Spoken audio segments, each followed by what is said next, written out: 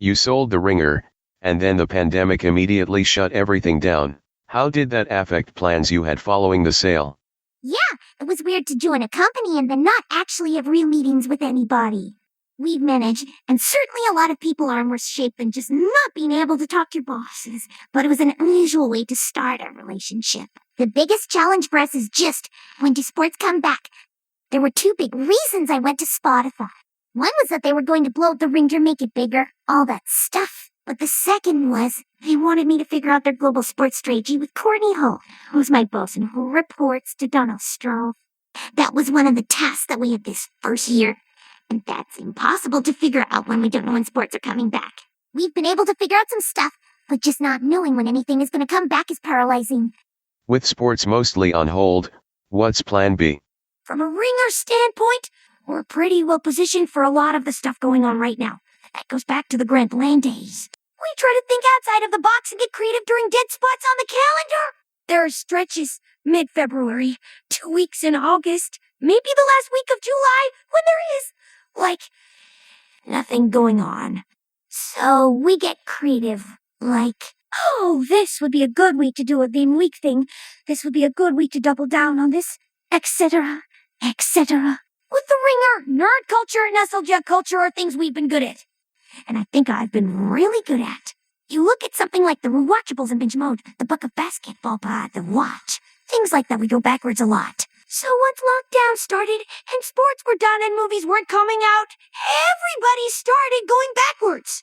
We've been doing that for 10 years, so we were ready to go. The problem is, I think the audience is going to start to get bored of it.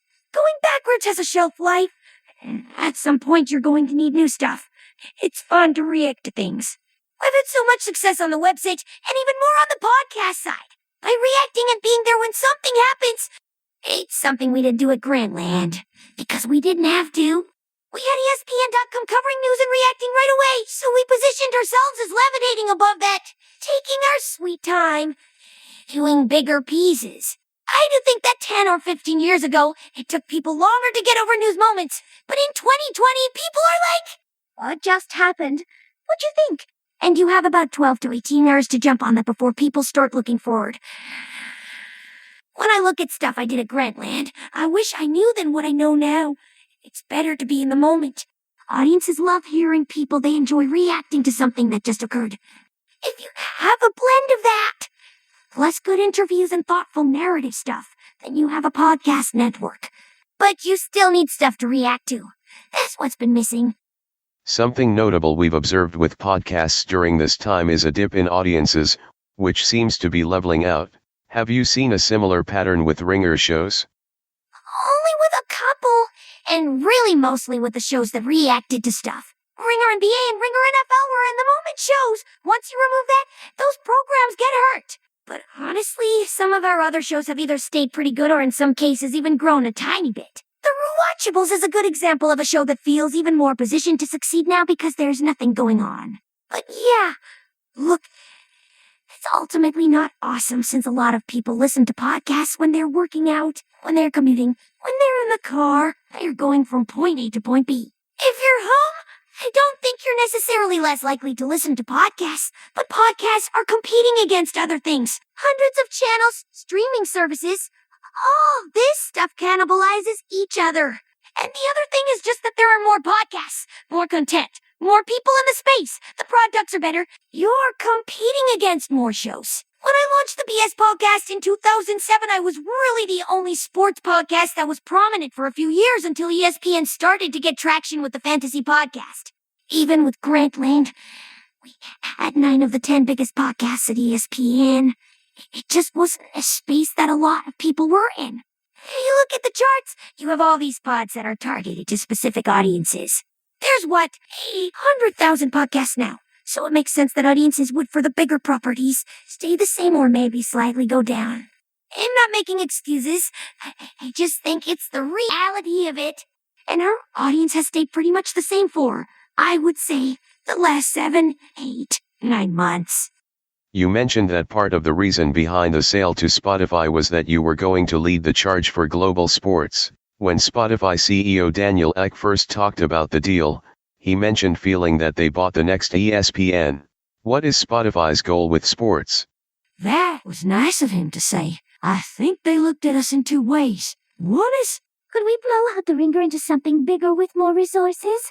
yes, and then, How do we figure out sports? It's a nut they've been trying to crack for 2 years, but it's hard to find the right team. I think they felt they had most of the right pieces in place, and the thing they were missing was that one person who had succeeded in this space and had gut instinct on what works. For me, the domestic part is easy. I know I can help with that. The hunting part, the real challenge, which I'm excited about, is the global part. Because Spotify wants to be the dominant audio platform everywhere. That was the number one reason I wanted to go there. I'm at a point in my life where I really just want to win.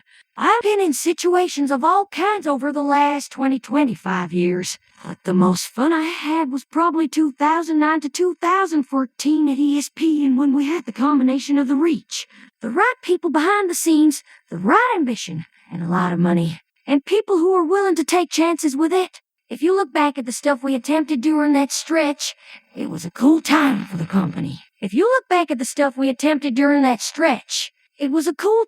company. Spotify reminded me of that point when I was at ESPN and a lot of the stars had aligned. The big difference is Daniel. The guy is like a genius. He might be Steve Jobs for audio. That's what's different than ESPN. ESPN always had different executives and upper level by consensus. Daniel is somebody who has real vision for how this stuff works, and has been vindicated in a lot of ways already, so the chance to work with somebody like that was cool. The other thing is that they don't have a lot of competition for what their goals are. People always compare them to Netflix and where Netflix was 4 or 5 years ago. The similarities are definitely obvious. You have Spotify, which has just been hammering home on the technology and know-how side to a point now where they have this war chest, which is where Netflix was in 2014-15, before everybody realized what was happening. Netflix had a 6-7 year head start on everybody. You can feel it. They're the dominant video platform. Sometime mid-decade, people started to realize what was happening and were like, Oh shit, we've got to come up with our own versions.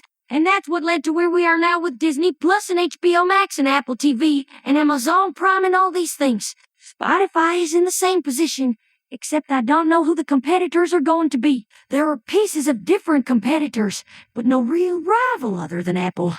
And Apple doesn't care about podcasts like Spotify does. Apple makes so much money from apps and iPhones and computers. Everything else, as you've written about 1,000,000 times, they've never committed to the kind of money it would take to try to turn that corner. Podcasts still feel like an afterthought for them, for sure. They can put out earpods for $250 and sell out in a week. They have so many different ways to generate revenue, and I just don't think podcasts are a huge thing for them. You look at how they've mobilized around Apple TV Plus, all the money spent on that, they've never done that for audio. Feel like they're already in this space. They're getting all the data from it, and they're good, which is fine. It might even be the right choice. But for Spotify, it's a really unique chance to become dominant in the most major way. As we were deciding whether to do the deal, I was reading different books and stuff, especially about Disney. In the 80s, people thought they knew what Disney was, right? They had parks, animation, made some movies, made some other things. Then Michael Eisner gets in there and within 10 years turns them into a completely different, much bigger company. And then Bob Iger goes even 3 steps beyond that. Now they're the biggest media company we have. Do I think that could happen at Spotify? Yeah, maybe. It depends. At some point, are they going to think, we're killing it in audio? Should we start doing more? You never know. Were there offers from other companies?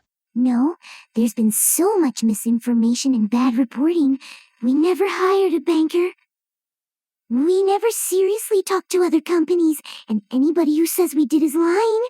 We weren't trying to sell. We formed the company in October 2015. We were young. We were trying to build something. We had a lot of success in 2018 and 2019. We were at the point where we were profitable.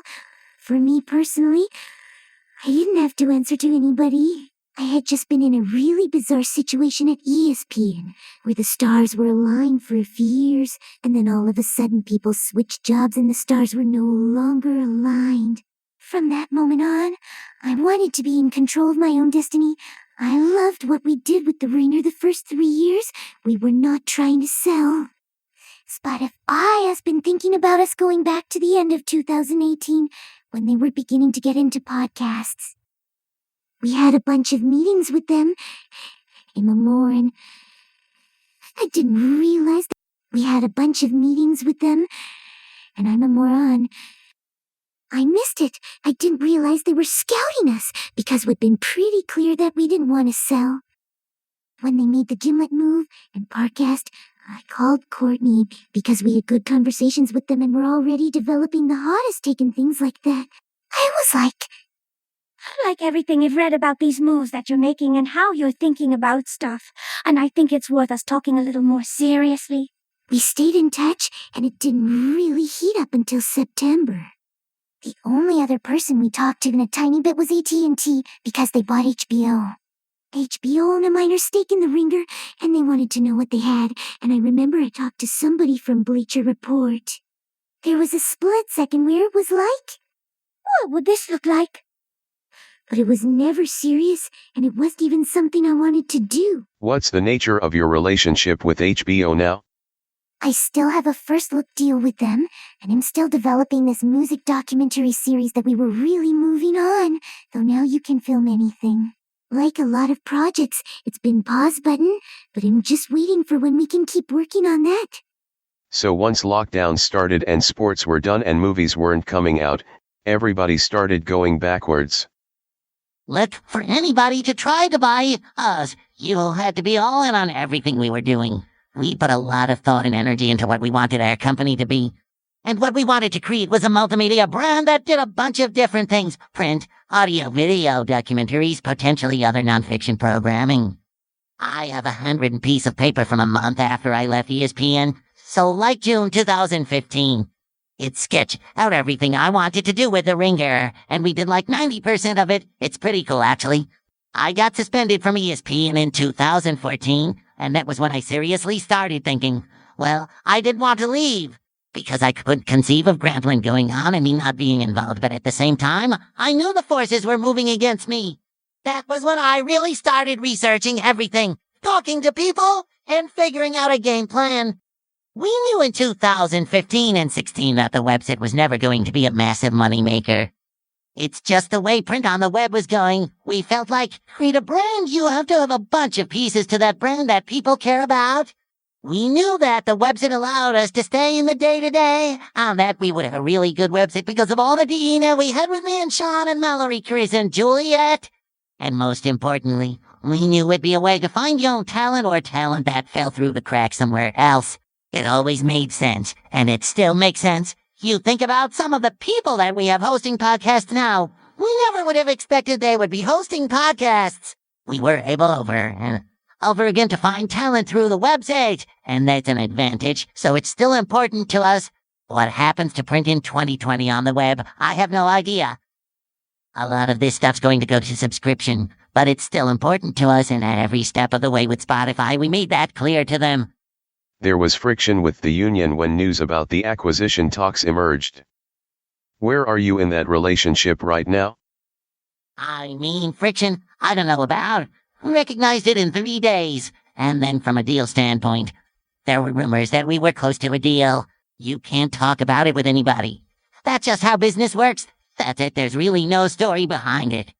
And it sucks not to be able to tell people, but it sucks not being able to tell anybody. I couldn't tell friends that have hid since I was 15. You know, it's just the way it goes. When you're down the road negotiating with somebody, you sign non-disclosure agreements. You can't talk about it, period. So I don't know if friction is the right word, but yeah, we're still bargaining. It's been 10 months. Are you interested in doing live television ever again? I want to crush this moment that we have with Spotify. It's always been hard for me to try to be split in 5 different ways.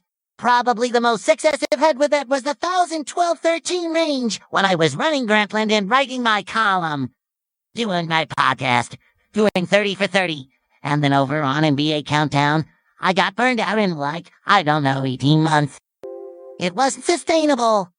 Now I'm older too, so that's like having a torn AC. Well, it's funny, with the HBO show, I was really convinced that because long-form interviews were working so well on podcasts, they would work as a TV show. Interviews on TV, so I like where I'm at now with that. I love doing my podcast. I love the creativity of it, the format. I don't just mean that podcast. I love the rewatchables. I love doing the book of basketball stuff. I love popping on other people's pods. From a TV standpoint, would I want to be a talking head? Probably not. I feel like I'm a talking head now, you just can't see it. I guess popping up on different TV shows every once in a while is something that would be fun to do, but I don't really understand what the point would be. It's debilitating. TV is hard. You really have to be on, and it's harder than you think it would be. Especially when I was doing Countdown. We would have the pre-game show for either a half hour and then a break. And it would be an hour and a half to get to halftime. Then all of a sudden you go back on and you just have to magically flip your on switch again. I was always in awe of the people who could do that. Michelle Beadle was like that. I'd never seen anything like it. Magic was like that. He had an on switch. I can do that stuff and pull it off, but it's harder for me to juggle it with other things. The Spotify VOD casting thing is going to be really cool and different, and I'm excited for that. I know you wrote about it last week. Some people, for whatever reason, like watching podcasts. They just do. Spotify has the technology to combine that experience. So whether you want to watch it or you want to listen to it, you're getting it in the same place. The goal of Spotify is... We want you on our app. Come to our app and stay there. This is something they spent, God only knows, at least a year trying to develop the technology for it. That's a good example of why we wanted to go there. If we were going to work with and for somebody else, we wanted it to be a place where they like. Hey, we created this awesome technology. Can you guys be the test case for it? It's like... Great! That sounds awesome!